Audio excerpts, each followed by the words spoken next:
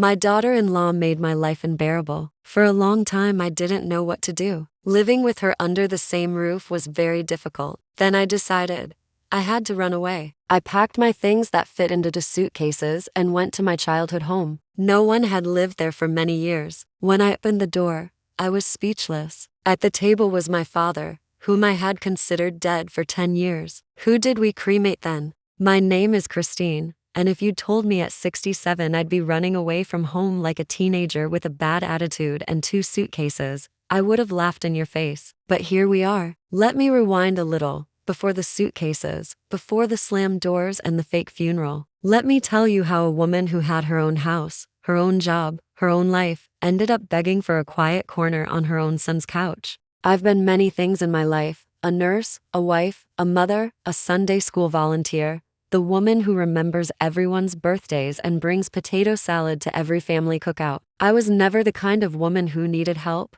so of course, when my son Eric and his wife Melissa had triplets, they called me. Eric called first, and he used the voice. You know the one. The trembling little boy voice that used to ask for an extra cookie, now upgraded to Mom, I don't know what we're going to do. 3, I said, clutching the phone. 3 babies? At once? Yeah. He laughed weakly. Doctor says they're all healthy. We're happy. Just, Mom, daycare for 3 infants is like a second mortgage. We don't have space. Melissa's freaking out. We thought maybe. I already knew where this was going. Maybe you could come stay with us for a while, he finished. Help out, just until we get our footing. Here is the part they never tell you about being a mother. You can have logic, boundaries, common sense until your child sounds scared. Then it all goes right out the window. I had a neat little 2-bedroom house, paid off, quiet. My morning walks, my part-time job at the clinic, my book club ladies who gossiped more than they read. I had a life, and still I said, of course, sweetheart, whatever you need. A week later, I did something I never imagined I would do for anyone, not even for my own flesh and blood. I put my house up for sale. The realtor blinked at me when I told her how fast I needed it gone. Miss Walker, you know this market. You don't have to rush. You could rent it. You could. My kids need a bigger place, I said. They're having triplets. That's 3 car seats, 3 cribs, 3 college tuitions. I do not want them cramming into a 2-bedroom apartment over a vape shop. She pursed her lips. Your house is charming. You've got equity. You sure you want to put all your chips on the table for them? I smiled. That's what the chips are for. I sold my house for less than I should have, because I wanted it done quickly. Every dollar went into the down payment for Eric and Melissa's dream family home, for bedrooms, big yard, a kitchen Melissa could brag about on Instagram. They signed the papers. I stood with them at closing like the proud investor who forgot to put her name on the deed. We couldn't have done this without you, Mom, Eric said, hugging me. We'll pay you back. I promise. Melissa smiled then, all teeth and lip gloss. You'll always have a room with us, she added. Your family. I should have asked to see that in writing. The babies arrived screaming and red and utterly perfect. 2 boys and a girl. I fell in love so fast I thought my heart might give out right there in the maternity ward. I quit my job at the clinic the same week they brought the babies home. It's just easier this way, Melissa said. We don't have to juggle strangers and schedules. And you know we trust you. Translation. We get a full-time nanny, housekeeper, cook, and therapist for free. I was up at a.m. every morning, sterilizing bottles, starting laundry. I rocked one baby while shushing another, while my foot bounced a bouncer for the third. I cooked oatmeal for Eric, avocado toast for Melissa because carbs make me puffy, and then whatever scraps were left, I turned into something approximating my own breakfast, usually cold by the time I got to it. And you know what? At first, I was happy to do it.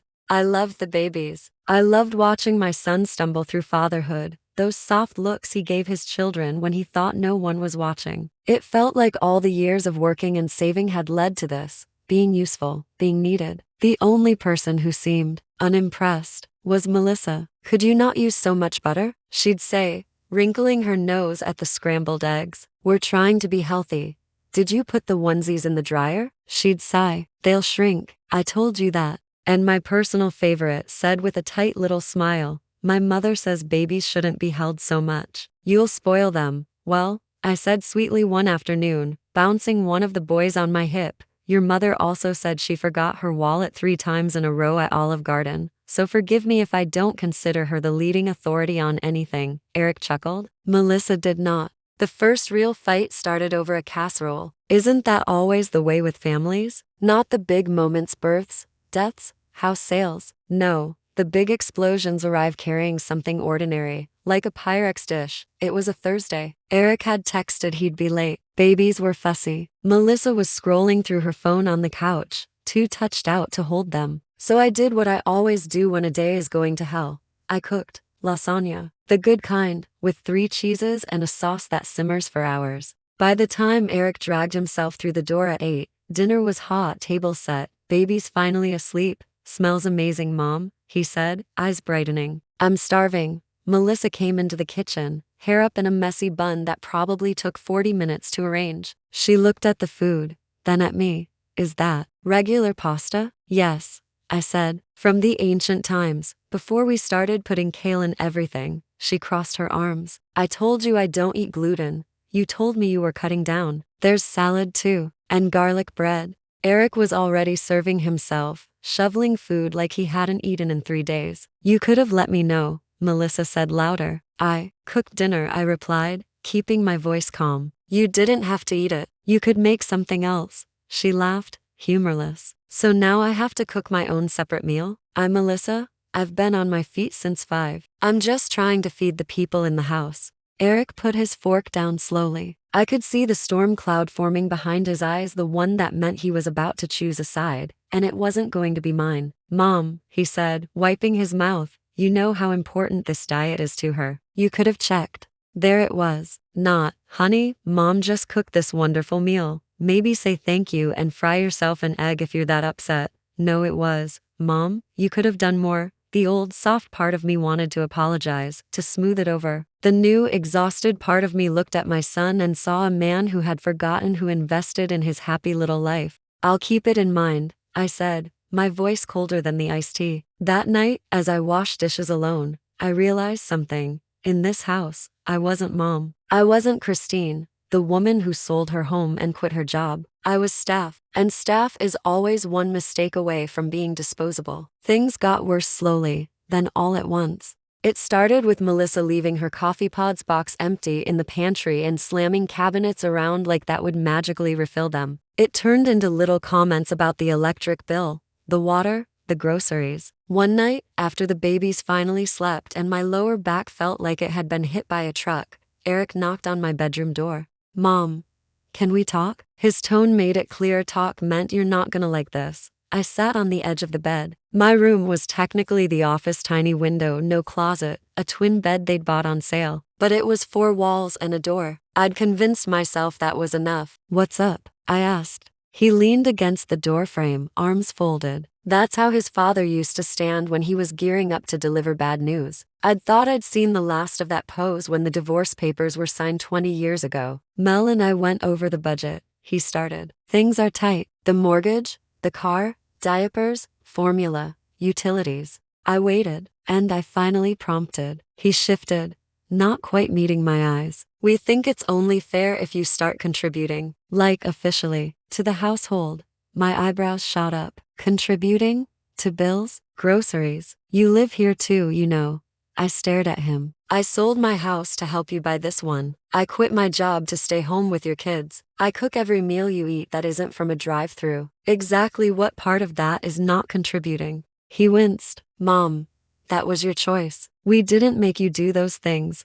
Oh, the nerve. I stood up slowly. So what did you have in mind, Eric? A rent check? How much is my unpaid labor worth these days? He brightened slightly, as if I were finally being reasonable. We figured like half the utilities, and a third of groceries, and maybe something toward the mortgage eventually. Just to be fair. To be fair, I repeated, tasting the words like something spoiled. There are 2 families in this house. You, your wife, your 3 children, and me. That's 3 adults and 3 babies. You want your 67-year-old mother who sold her house to help you, who has no job and no property now to pay half your bills. It's just, money's tight, he said lamely. That's funny, I snapped, because it wasn't tight when Melissa wanted the white quartz countertops instead of laminate, or when she had to have the brand new SUV with the leather seats. Or when you two ordered takeout for nights last week while I ate leftovers standing over the sink. His jaw clenched. Why do you have to make everything a guilt trip? Because guilt is all I've got to charge you, I shot back, since apparently I forgot to ask for interest on the down payment.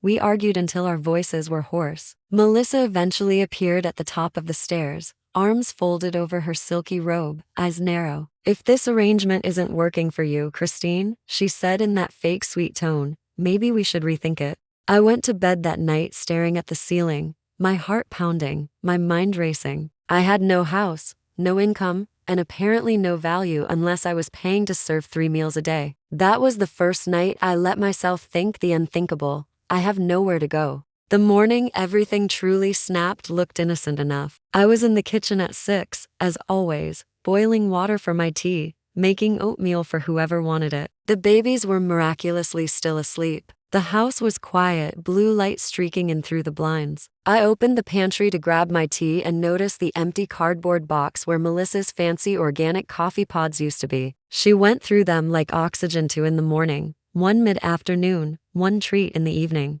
I didn't drink the stuff. It smelled like burnt dirt to me. I'm a tea woman, always have been. I shrugged and went back to my kettle. 10 minutes later, Melissa came storming into the kitchen like a hurricane in yoga pants. Where's my coffee? She demanded, yanking open the pantry. Eric, did you drink the last one? It wasn't me, he called groggily from the hallway. Her head snapped toward me. Christine?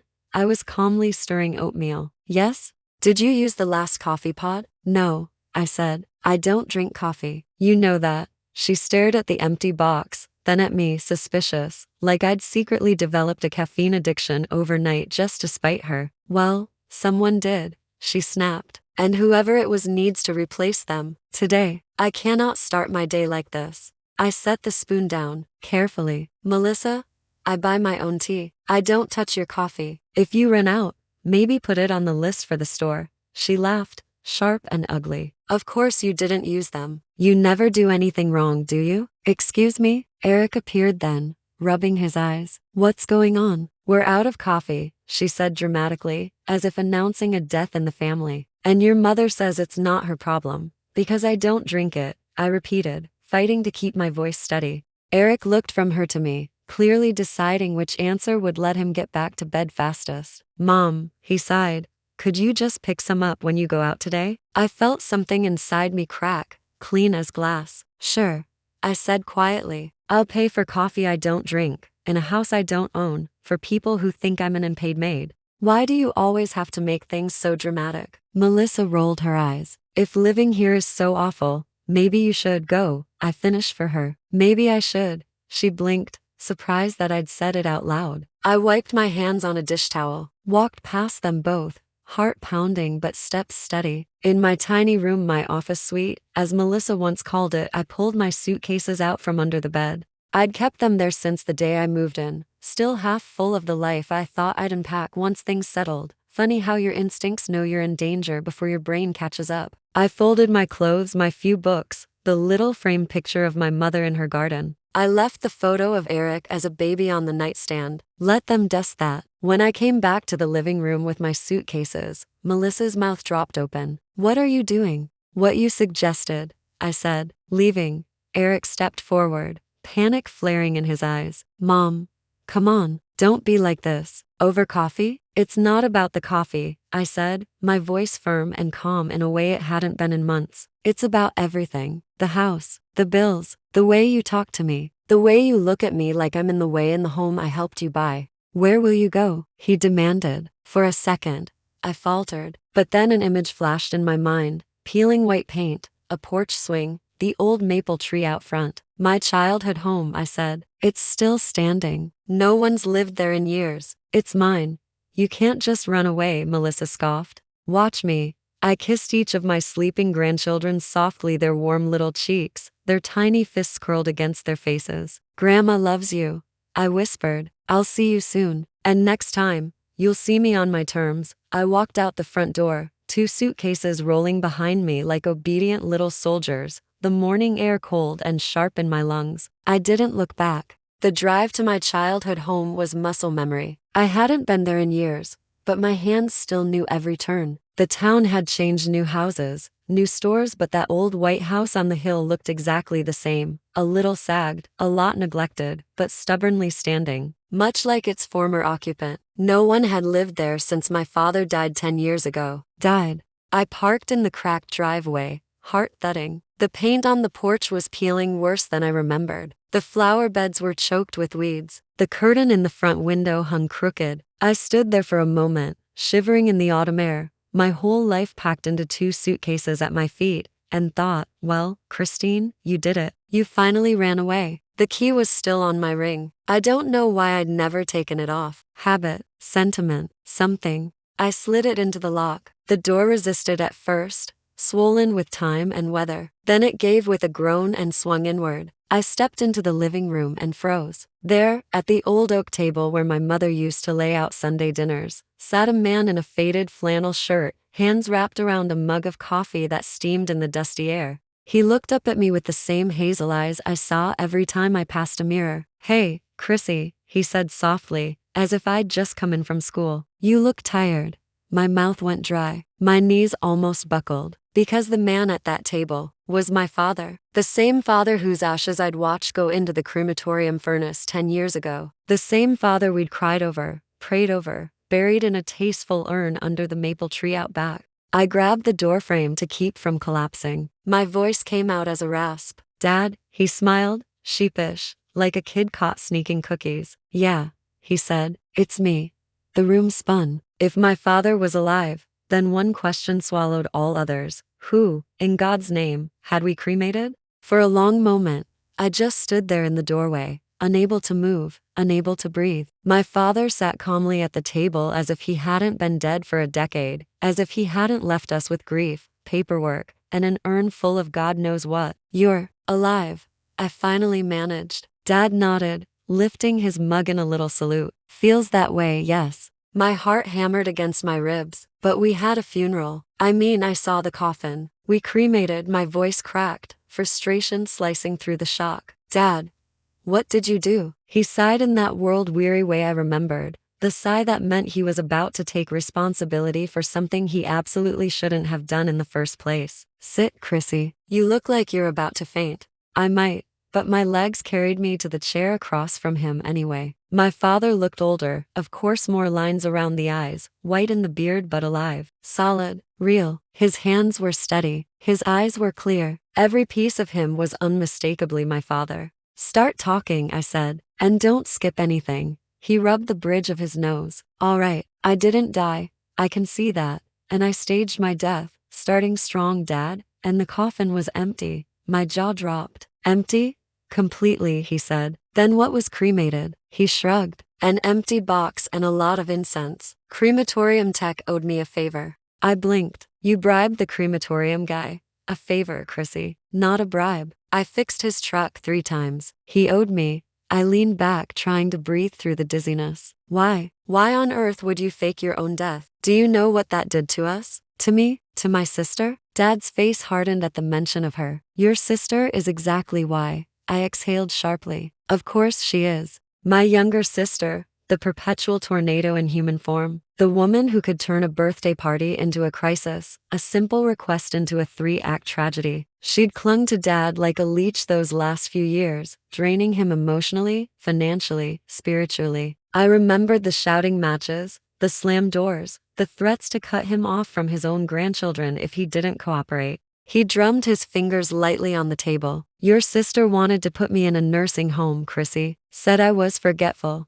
Said I needed supervision. Said my money would be better managed under her care." I gasped. "She wanted power of attorney. She wanted everything," he corrected. "My pension, my house, my tools. And she wasn't going to wait until I died naturally." The chill that ran through me had nothing to do with the drafty room. "She pushed," he continued. "She manipulated. She guilted. Every day. I was either going to kill her or disappear. And between those 2 choices, disappearing felt more legal. So you just walked out on your entire family." "No," his voice softened. "I walked out on her. I knew you were strong. You had a life, a career, your kids. I never worried about you." I swallowed hard. "Well, you should have." Dad cocked his head. "What's that supposed to mean?" I let out a humorless laugh. Where do I even start? Maybe with the fact that your eldest daughter, your strong one, just ran away from her own son's house with 2 suitcases because she couldn't take the abuse anymore. He straightened, concern flashing across his face. What did that boy do?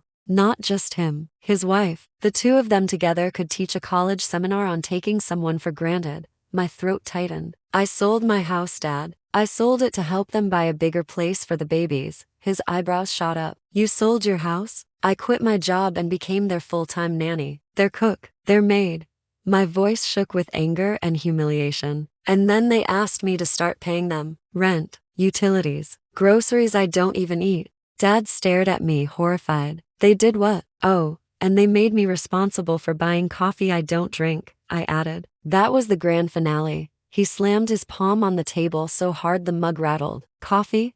Coffee. That's it, he declared, rising from his chair with the kind of righteous fury only a father can produce. We're getting your life back, I snorted. Dad, I don't even have a life right now. I have 2 suitcases and a car that needs new tires. We're fixing that, he said firmly. I leaned forward, gripping the edge of the table. Dad, be serious. You've been legally dead for 10 years. I can fix that too.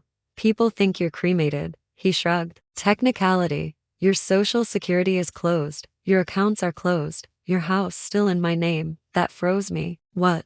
I never transferred it, he said. Your sister tried, but I never signed a thing. So as far as the county's concerned, I'm a dead man who still owns property. A bureaucratic nightmare. I laughed despite myself. That sounds about right. And now that you're here, he said, eyes twinkling with something dangerously close to pride, we're going to use that nightmare to our advantage. I blinked. Explain. Dad sat back down, leaning forward like a strategist unveiling battle plans. Your son and his wife depend on you. They've built their lifestyle around you staying quiet, staying grateful, staying small. I'm done being small, I muttered. Good, he said, because I didn't come back from the dead to watch my daughter get walked on. He slid a sheet of paper across the table, a list in his thin, cramped handwriting. I've had 10 years to think, he said. 10 years to plan. 10 years to wait for the right moment. I read the list. My eyebrows climbed higher with each line. Dad, this is insane. It's effective, he corrected, and it'll work. First, we get your finances straight. Second, we reclaim your reputation. Third, we confront your son not as Christine, the tired grandmother, but as Christine, the woman who built her life with her own hands. I stared at him. You make this sound like a military operation. He tapped the list. Step 1. Stabilize your base. That's here. You're living with me. I looked around at the dusty room. Dad, this house I know. He waved a hand. It needs love. That's step 2.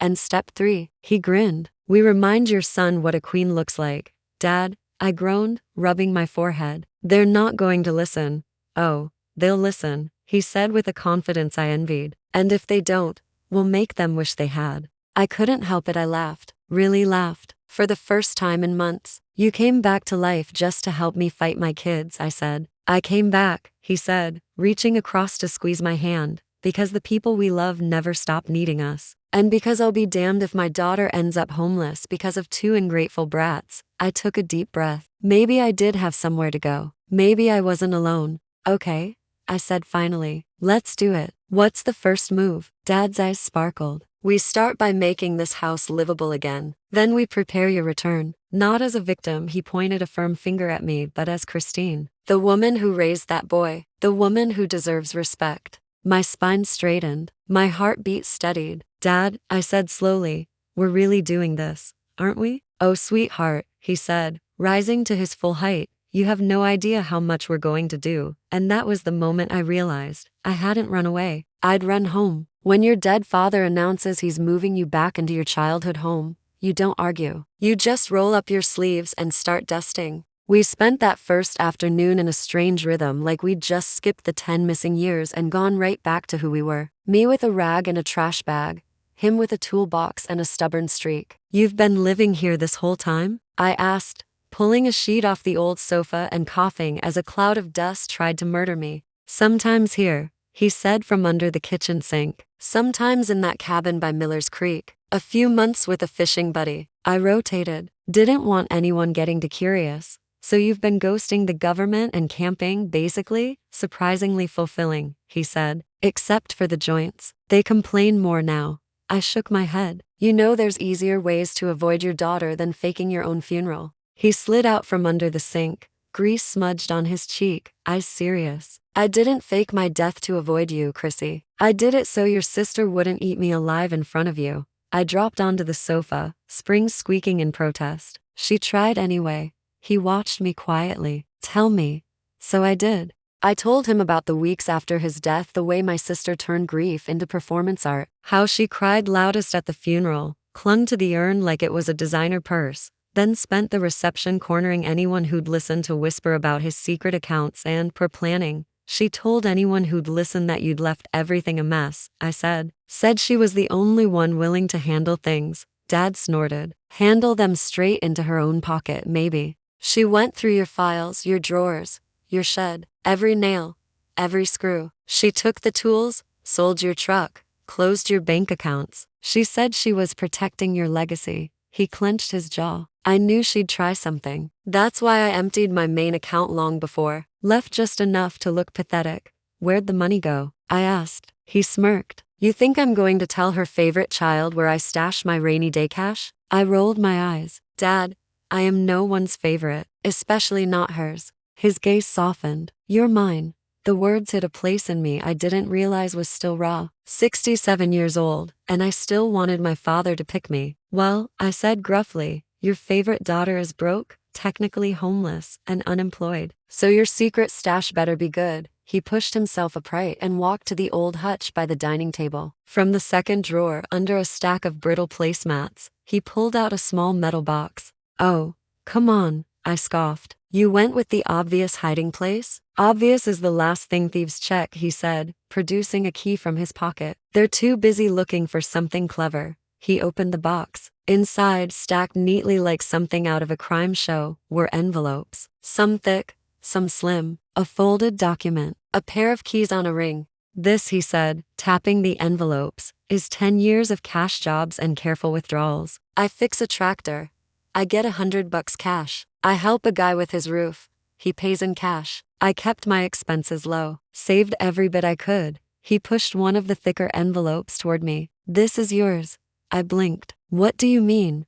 Mine. I had a daughter who never asked for money, never demanded attention, never made me feel like a walking ATM. His voice turned rough. I told myself if she ever needs me, really needs me, I'll be ready. Now here you are, needing.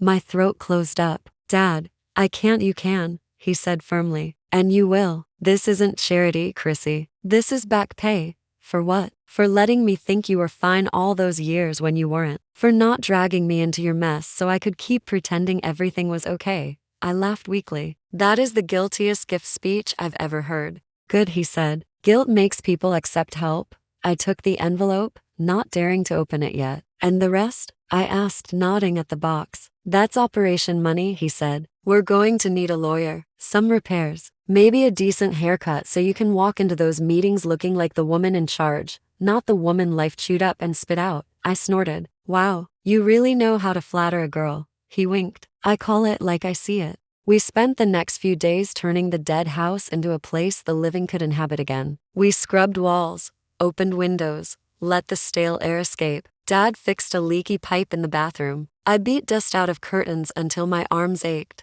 At night, we sat at the kitchen table with cups of tea. I refused to bring coffee into the conversation for a while and sketched out the plan. Step 1, Dad said, tapping his notepad. We get you a job. I frowned. I'm 67, and technically jobless, and apparently so rusty at boundaries I'd probably end up mothering my boss. You're a nurse, he reminded me. You looked after people your whole life. There's always someone who needs that. And I don't mean your ungrateful children. I quit my last job without notice, I said quietly, to help them. He gave me a long look. Then consider this your notice. You're rehired, by yourself. And if some clinic or home care agency doesn't see your value, we'll do it our way. Our way? He nodded. Private clients. An old mechanic knows a lot of old people. They all need someone to look in on them, help them bathe, manage meds, keep them company. You'd be surprised how many families would pay for someone reliable who doesn't steal, shout, or vanish. His eyes met mine. And you, Christine, are reliable. I hadn't realized how starved I was for those words until they landed. Maybe, I said slowly, we start with part-time. I still get winded going up the stairs. He smiled. We start with one client, see how it feels. Meanwhile, step 2, we make sure this house is yours. I froze. What?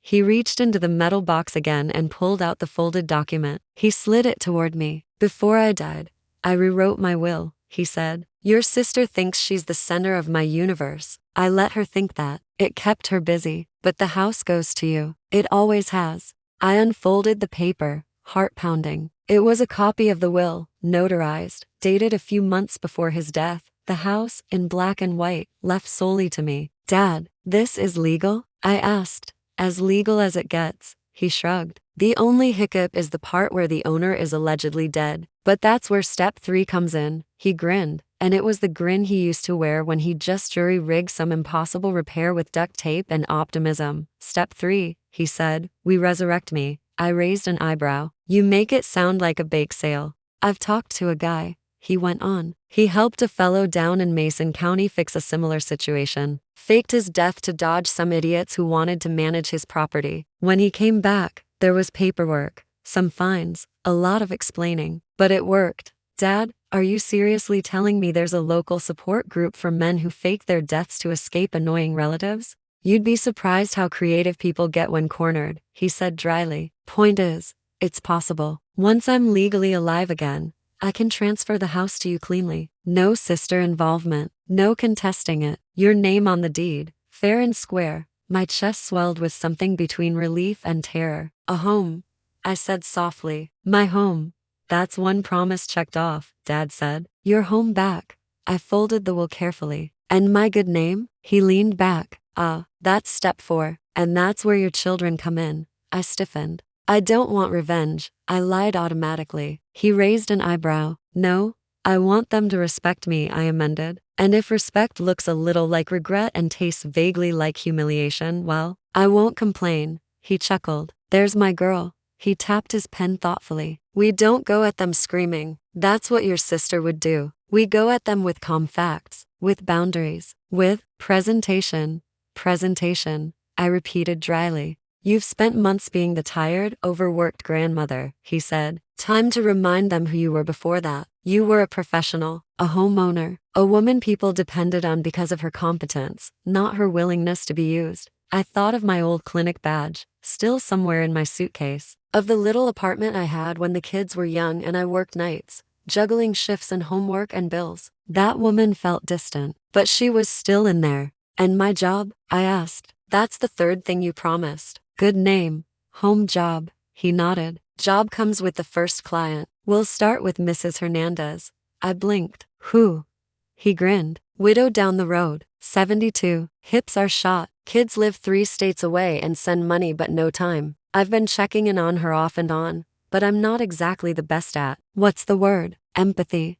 I offered. Decor, he said. Her curtains are older than you. She needs a woman's touch. And someone who knows the difference between Tylenol and the strong stuff. You already talked to her? I asked, half impressed, half indignant. Of course I did. I called her from the gas station when you were on your way. At my look, he added. What? I saw the charge on my old emergency card. Figured only one person would use it. The daughter who thinks she's independent but still keeps her father's card for just in case. I opened my mouth, closed it. That's not adorable, he supplied. I was going to say creepy, but sure, let's go with adorable. He waved a hand. She's expecting you tomorrow afternoon. We'll drive over. I'll introduce you as my daughter, the nurse, who's looking to start private work. I stared at the ceiling, trying to absorb it all. House, job, plan. After months of being told I was a burden, a problem, an extra mouth, here was my supposedly dead father handing me a life. Okay,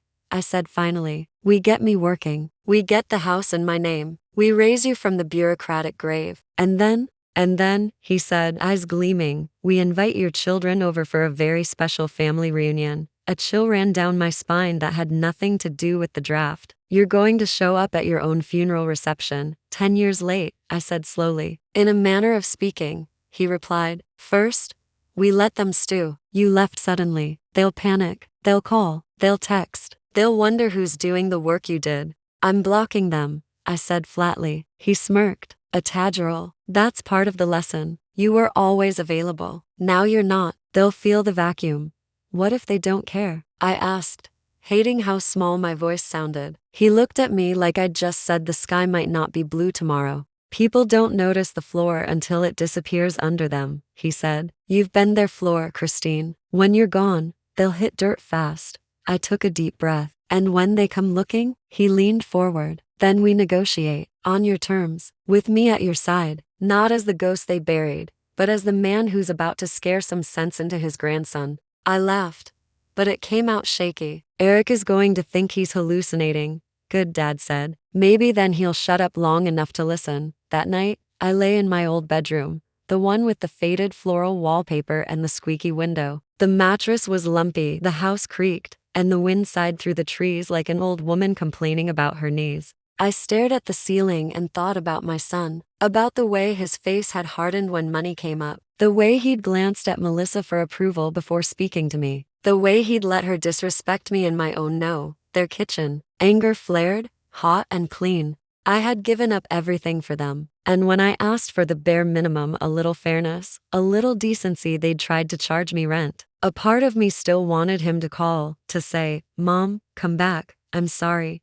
Another part of me, the part that had packed those suitcases without looking back, hoped he wouldn't call at all. My phone buzzed on the nightstand. I glanced at the screen. Eric. I stared at his name, heartbeat thudding in my ears. Next to his name, the little bubble of a voicemail icon appeared. He was calling. He was already too late. I didn't listen to the voicemail, not because I didn't care. I cared. My thumb hovered over the play button twice, but then I heard my father's voice in my head, that gravelly baritone that could talk me into or out of almost anything. Don't let them drag you back before you're ready. You left for a reason. So, I set the phone face down on the nightstand, rolled over, and forced myself to sleep. By morning, I had 17 missed messages, 10 from Eric, 4 from Melissa, 2 from unknown numbers, and 1 from a number I recognized immediately, my sister. I let out a sound somewhere between a groan and an expletive. Then I placed the phone in the drawer and shut it firmly. Dad looked up from the kitchen table when I came downstairs, hair tied back, wearing one of his old flannels that smelled faintly of wood smoke and motor oil. Sleep at all? He asked. Some. I lied. He reached out with a mug of tea. You're going to need this. I took a long sip and felt warmth seep into my bones. Real warmth, not the false, dutiful kind I'd been giving out for months. Messages? He asked mildly. 100, maybe 200, I muttered. He grinned. Good. I squinted at him. Good? That my family thinks I'm missing? Possibly dead? They don't think you're dead, he said cheerfully. They think you're angry. And nothing terrifies people more than a woman who finally stops explaining herself. He walked over to the counter, grabbing a pencil and tapping it like a general preparing a campaign. Today, he said, we begin phase 1. I thought we started yesterday, I said. Yesterday was reconnaissance, he replied. Today is action. I raised an eyebrow. Action meaning. He pushed a folder across the table. Inside was a printed flyer. Christine Walker, Private Home Care Services. Experienced nurse. Reliable. Trustworthy. Compassionate. Medication management. Household help. Mobility assistance. Meal support. My name. My qualifications. A phone number that wasn't mine, his burner phone apparently. And a lovely little description that made me sound like a younger, more competent Mary Poppins. Dad, I breathed. Did you make this? He looked insulted. Of course not. I had Rhonda down at the print shop do it. She owes me after I fixed her water heater. You've been planning this. 10 years is a long time, he said simply. I touched the paper, overwhelmed. This is real. I'm actually going to work again. You are. He tapped the edges of the flyer. And Mrs. Hernandez is waiting for you at 3. I felt something bloom inside me. Purpose. Real purpose. Not the draining kind. The kind I used to feel when I helped people who appreciated it. The first client, Mrs. Hernandez, lived 5 minutes down the road in a brick house with plastic flamingos in the yard. She answered the door wearing an oversized sweater and an expression that said she wasn't sure whether I was a burglar or a Girl Scout. Christine? She asked, peering at me over her glasses. Yes, ma'am. She opened the door. Your father said you'd be here. Come in. I'm sorry for the dust, she said immediately. gesturing around her living room filled with crocheted blankets and framed photos of people I assumed were her enormous family. My hips been acting up. I can't bend like I used to. That's what I'm here for, I said with a smile. We sat, we talked. She told me about her arthritis, her medications, her daughter who kept promising to visit next month for the last 4 years. You're very kind, she said after an hour. And you listen. I like that. Most people don't listen anymore. I felt a pang. I'd be happy to help you once or twice a week, I said. Whatever you need. She nodded, satisfied. I'll pay you cash, every Friday. I don't trust those online payments. They steal your identity. Fair enough, I said. Cash is fine. We settled on a schedule, a pay rate, and a plan. It wasn't much, but it was income. It was dignity. When I stepped out onto her porch, Dad was waiting in the truck, grinning. Well? He asked. I got the job.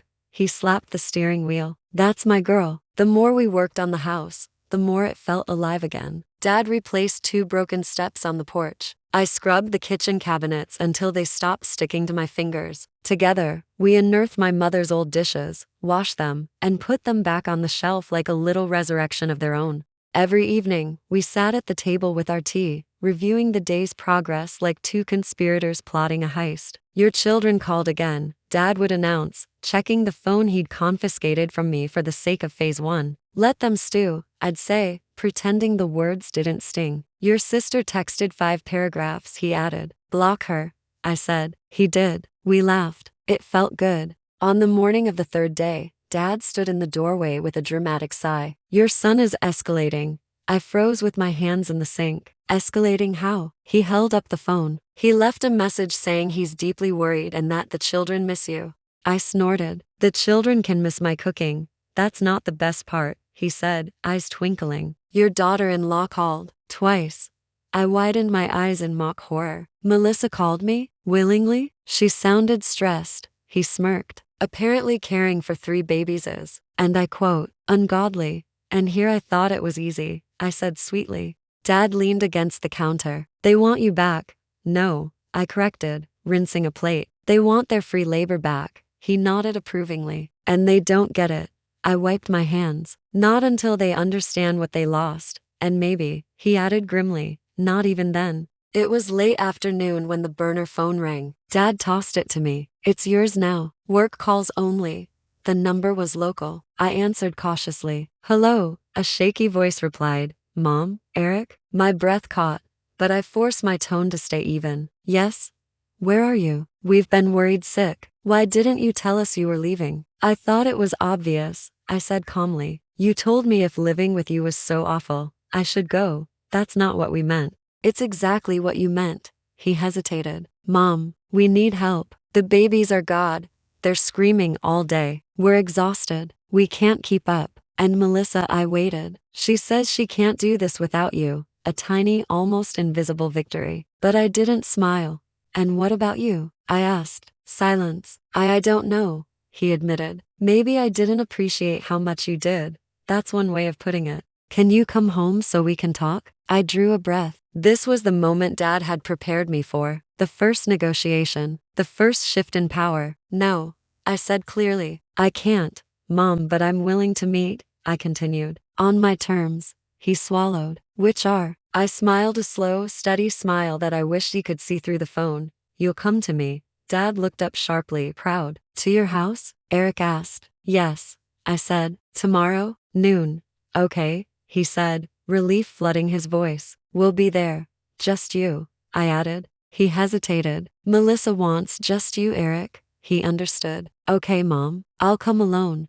I hung up. Dad placed his hands on his hips like a general surveying his troops. You ready? He asked. For what? For the moment your son realizes you're not the same woman he pushed around. I took a deep breath. I'm ready, I said. And I meant it. By the next morning, the house didn't just look different, it felt different. As if the walls themselves were standing a little taller, proud of the life creeping back into their bones. Dad said old houses know when their people return. I wasn't sure I believed that until I walked downstairs and the floorboards didn't groan at me like an insulted aunt.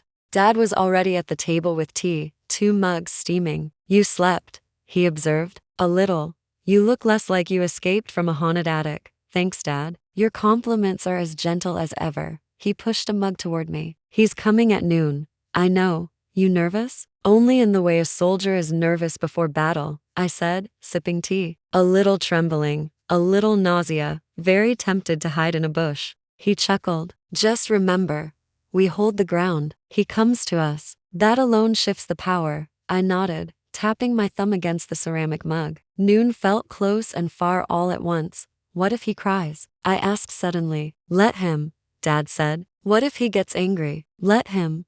What if he apologizes? Dad leaned back, studying me. Then you decide if it's real. I sighed. I don't know what's real anymore. He reached across the table, covering my hand with his weathered one. Chrissy, you've been under someone else's thumb so long, you forgot how to hear your own voice. But it's still there. Today, you'll hear it again.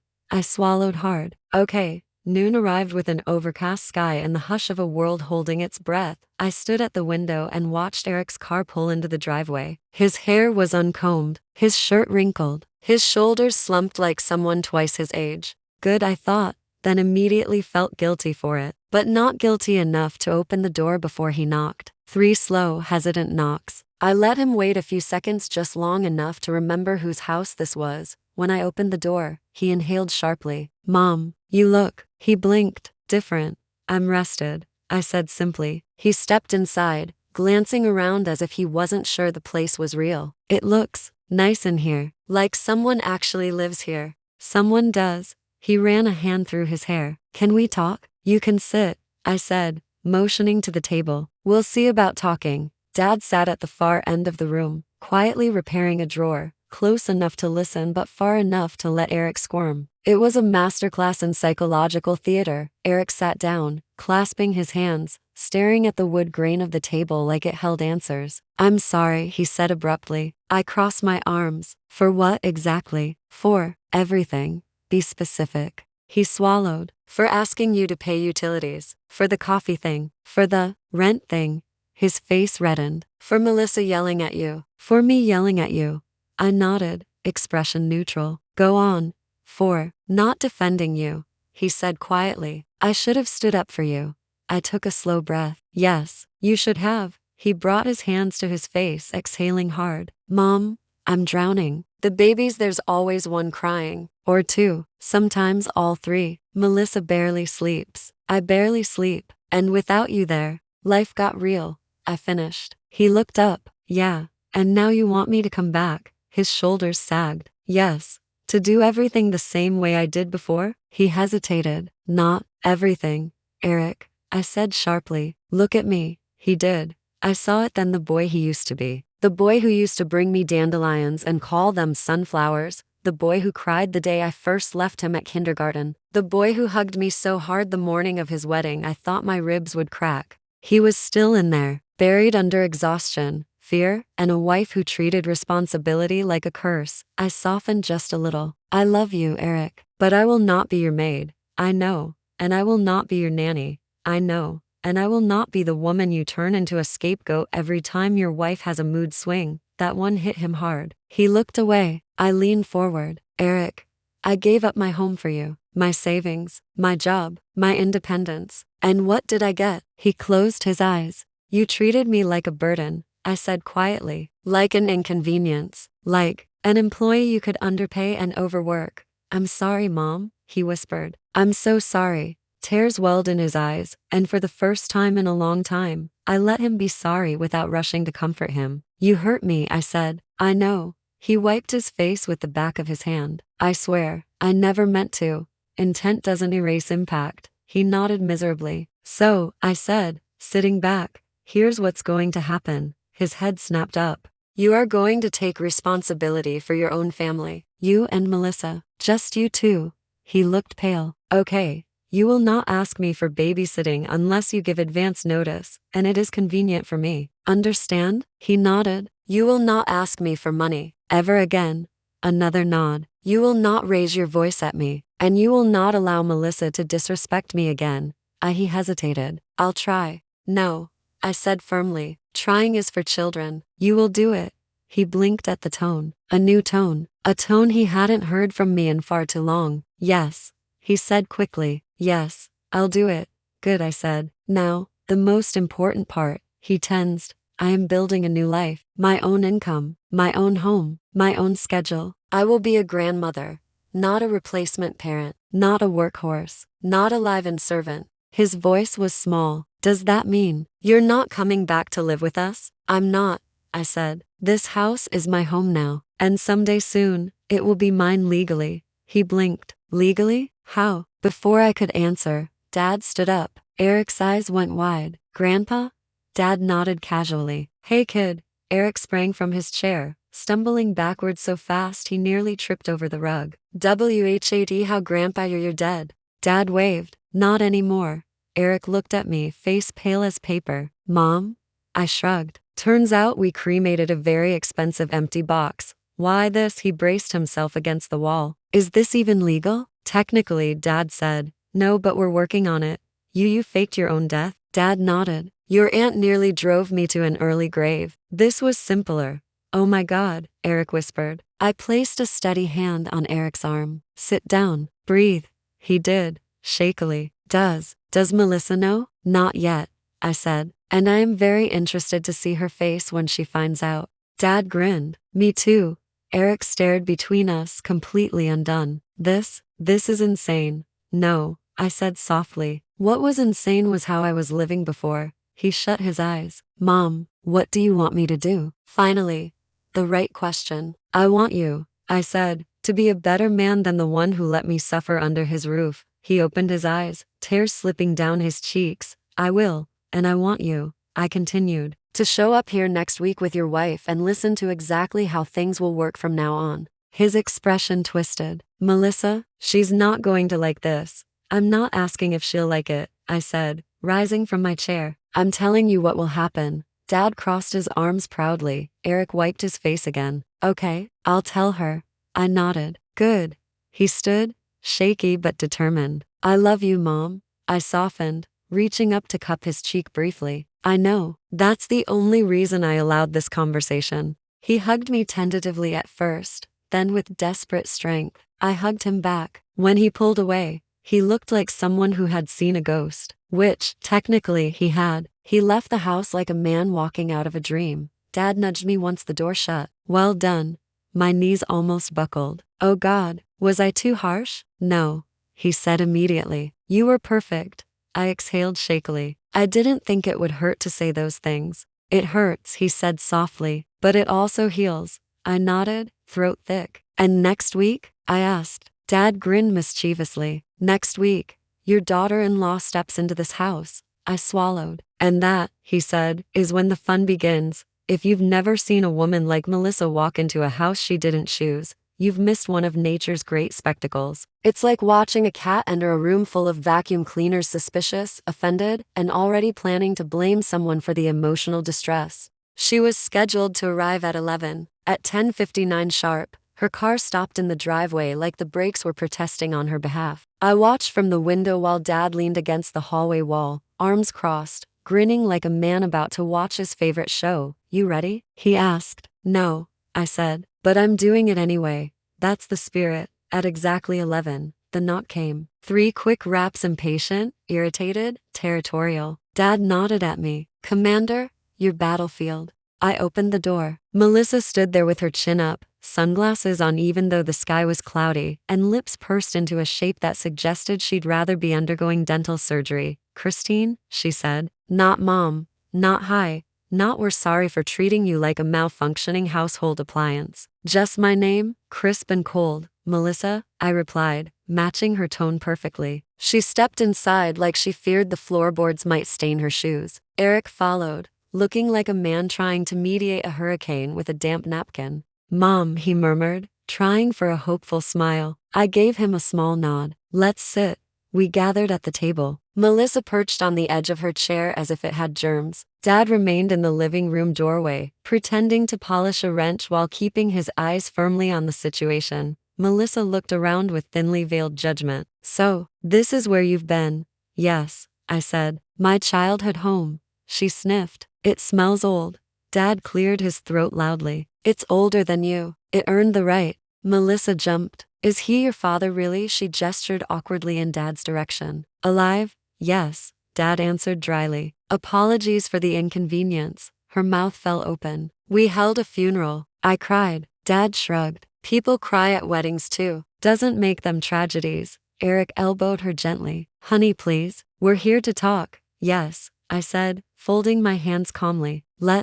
I'll start, I said. Melissa, you asked me to meet today. What would you like to say? She straightened, bracing her spine like a woman preparing to give a Yelp review. Well, she sniffed. I think we can all admit that things got a little tense. Tense? I repeated, deadpan. You screamed at me about coffee. She waved a hand as if shooing a fly. I was tired. The babies, I also cooked your meals, I interrupted. Did your laundry, cleaned your floors, bathed your children, night after night. Her eyes narrowed. You're exaggerating.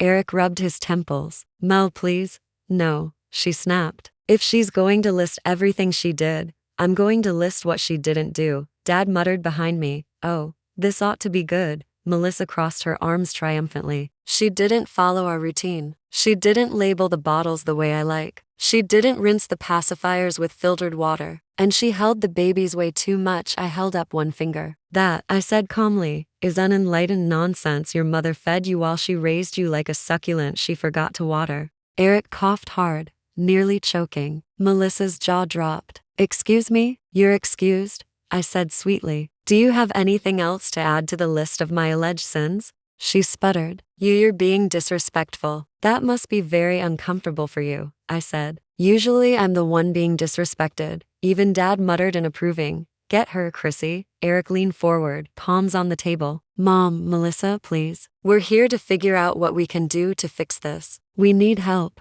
No, I corrected. You need responsibility, Melissa scoffed. That's unfair, is it? I asked. You demanded I do every chore in the house while you rested. You insisted I pay half the bills even though I wasn't earning. You told Eric I was making you uncomfortable in your own home. She did, Dad chimed in. Melissa threw her hands up. Why is he even here? Because the last time this family ignored an elder, Dad said, I was declared dead. Let's not repeat that performance. I stared at her evenly. You wanted me gone, I reminded her. So I left. She opened her mouth, closed it, then opened it again. I didn't think you actually would. And there it was. The truth. The ugly, entitled truth. You expected me, I said slowly, to stay, and serve, and swallow every insult. Because you needed me. She looked away, jaw trembling. Eric finally spoke, voice low. We were wrong, Mom. Both of us. We didn't realize how much we put on you, or how badly we treated you. I studied him for a long moment, and to his credit, he didn't fidget. He didn't deflect. He didn't glance at Melissa for permission. He simply held my gaze. Good, I said quietly. Then let's talk about the future. I pulled out a sheet of paper and set it on the table. It was blank, but Melissa flinched like it had curses written on it. These, I said, are my terms for having a relationship with you both moving forward. Melissa shifted uncomfortably. Terms? Yes, I said. Terms, boundaries, conditions, whatever word you prefer. Eric nodded. Okay. First, I said, I live here, not with you. Melissa blinked. But no, I said simply, my home is here. This is non-negotiable. Eric nodded slowly. Fine. Second, I continued, I will help with the babies only when asked politely in advance and when it fits my schedule. Melissa's eyebrow twitched. Your schedule? Yes, I said. I have clients now. I work. Her mouth fell open. You got a job? Dad piped in. 2 more calls came in this morning. She's practically a hot commodity. Third, I said, continuing, if I help with the children, it will be paid work. Melissa let out a strangled sound. Paid? You want to be paid to watch your own grandbabies? I stared at her with calm clarity. Yes, just like you want to be paid for the job you do. Motherhood doesn't erase the value of my time. Eric looked down. Honestly, that's fair. Melissa spun toward him, eyes like daggers. Eric, no, he said firmly. She's right. That was the first moment I truly saw my son become a man. Fourth, I said, no more yelling. Not at me. Not in front of the babies. Not ever again. Melissa looked like she might combust on the spot. Fifth, I finish. You will respect my father. Dad leaned back, satisfied. I'd settle for not cremating me again. But respect is nice. Melissa stood abruptly. I can't do this. This is insane. She's turning everything upside down. No, Eric said, standing too. We did that, and she's putting it right. Melissa stared between us, betrayed and furious. So you're siding with her? Eric inhaled slowly. I'm siding with the person who supported us, raised me, and deserved better. She flushed crimson. I need air. She stormed out of the house, slamming the door so hard one of the picture frames rattled. Eric sighed heavily and sank back into his chair. She'll calm down. I placed a gentle hand on his arm. I hope so. For everyone's sake. Dad stepped forward. She'll be back. Angry people always come back. Anger's circular. They run in loops until someone stops them. Eric rubbed his eyes. Mom, is there any chance you'll live with us again? Someday? I shook my head. No, that door is closed. But the relationship isn't if you want it. He nodded slowly. I do. We hugged. A real hug. The kind that feels like a promise stitched back together. Then he left to find his wife. When the house was quiet again, Dad poured 2 cups of tea and sat across from me. You did it, he said. I don't feel like I did. That's because you're still waiting for someone to punish you for standing up for yourself. I swallowed. Yeah, maybe. He reached across the table and took my hand. Listen, Chrissy, people who are used to you bending don't praise you when you finally stand. They panic. I let out a shaky breath. What if things get worse with Melissa? Then you step back. Let your son handle his own wife. You're not their referee. We sat quietly a moment. Then Dad lifted his mug. To you, the bravest woman I know. I touched my mug to his. To us. I said softly. The most unexpected team in the world. We drank. And for the first time since everything fell apart, I felt something warm settle in my chest. Not fear, not guilt, not exhaustion, hope. Melissa did not come back that day. Eric texted once, we're talking. I'll update you. Then silence. Dad and I spent the evening repainting the living room walls, our clothes speckled with white, the radio humming old country songs. Every so often, he'd glance toward the window. She's stewing, he predicted. Melissa? I asked.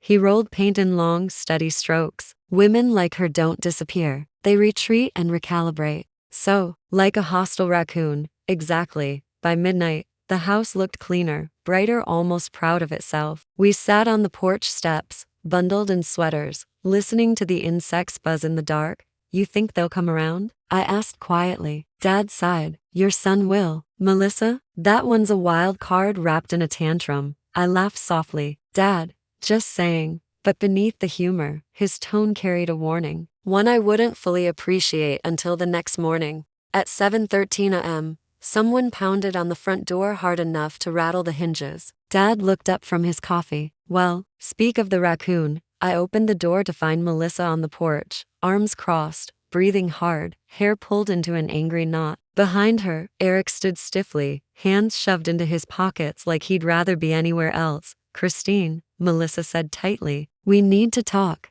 I stepped aside. Come in. She swept inside like a woman entering enemy territory. Dad lifted his coffee cup. Morning. Melissa froze mid-step. I still cannot believe this is real. Dad sipped. Fake your own death sometime. Builds character. Eric shot him a look that said please don't start. We sat at the table, me and Dad on one side, Eric and Melissa on the other. Melissa drummed her manicured nails against the wood. I thought about everything, she began. All night.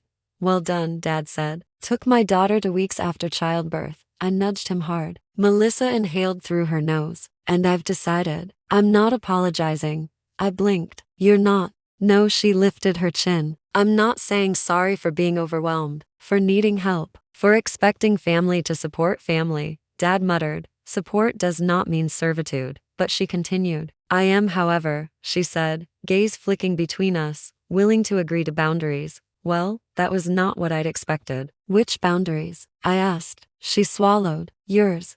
I blinked again. All of them? She nodded slowly. All. Eric exhaled as though he'd been holding his breath for hours. I studied her, really studied her. The defiance was still there, but behind it, fatigue, fear, and something else, the faintest shimmer of humility. I was wrong, Melissa said quietly. Not about everything, but about a lot. I leaned on you too hard. Expected you to fill every gap in our lives. And her voice cracked. I am not good at asking for help kindly, she finished, or receiving it with gratitude.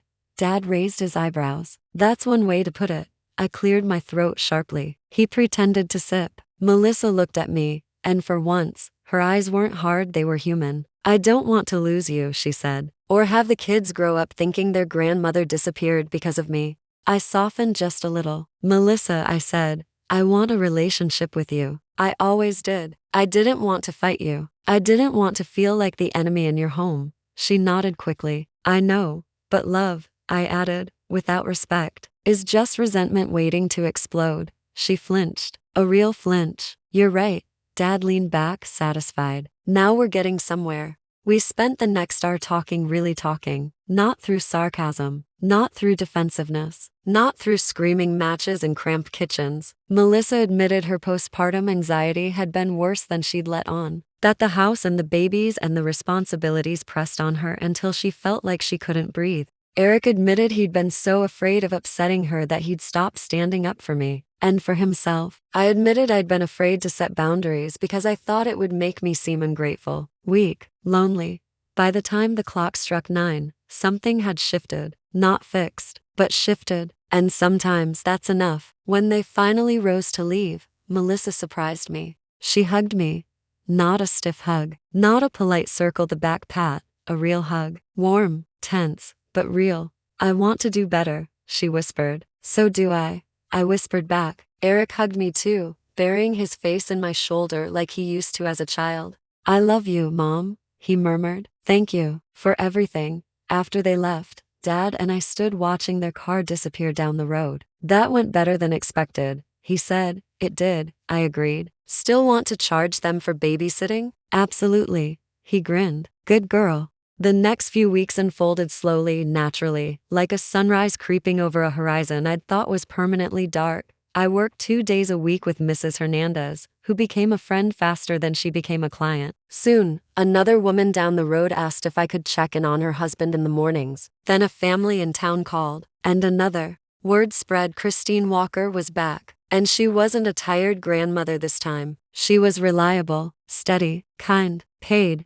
Dad spent his time fixing things around town the way he always had, but now openly no more hiding in shadows like a retired outlaw. We filed the paperwork to restore him to legal existence. It was messy, ridiculous, filled with bureaucrats who didn't believe him until he showed them an old scar and recited his social security number from memory. But in the end, they stamped the papers. He was alive again, and with his resurrection, something else resurrected too, my home. He transferred the deed to me on a crisp morning, placing the envelope in my hands with a strange mixture of pride and relief. This, he said, is the life you deserve. I hugged him fiercely. Thank you, Dad. Don't thank me, he said. Use it. 2 months later, I hosted Sunday dinner at my house. My house. Dad sat at the head of the table, telling ridiculous stories about life and the afterlife that had the kids giggling and Eric shaking his head. Melissa brought a salad which she didn't criticize me for dressing. She helped clear the plates. She really laughed when Dad declared her quinoa an abomination against grains. And for the first time in a very, very long time, I felt at peace. Not because everything was perfect. Not because wounds had healed overnight. Not because we were suddenly the kind of family you see on Christmas cards. But because I had myself back, my dignity, my home, my work, my father, my boundaries, my voice. Dinner ended with Eric hugging me from behind while I washed dishes. You know, he said softly, you're happier now. I smiled. I know, and I'm proud of you. Those words landed deep, like roots finding soil. I'm proud of you too, I said. He squeezed my shoulders. And, thank you for giving us another chance. I dried my hands and turned to him. Thank you for earning it. After everyone left, Dad joined me on the porch, lighting his ancient pipe and staring out at the twilight sky. Well, he said, we did it. Yes, I murmured. We did. He nudged me with his elbow. Told you we'd get your good name back. Yep, and your home. Yep, and your job. I smiled. You did. He exhaled a long plume of smoke. So, what's next? I leaned back, letting the cool night air settle over me like a soft blanket. I think, I said, I'm going to live on my own terms. For the first time in decades, Dad grinned. About damn time. We sat quietly, watching the sky shift to stars. And for the first time in my 67 years, I felt like I was exactly where I was meant to be: strong, steady, loved, and finally, wonderfully free.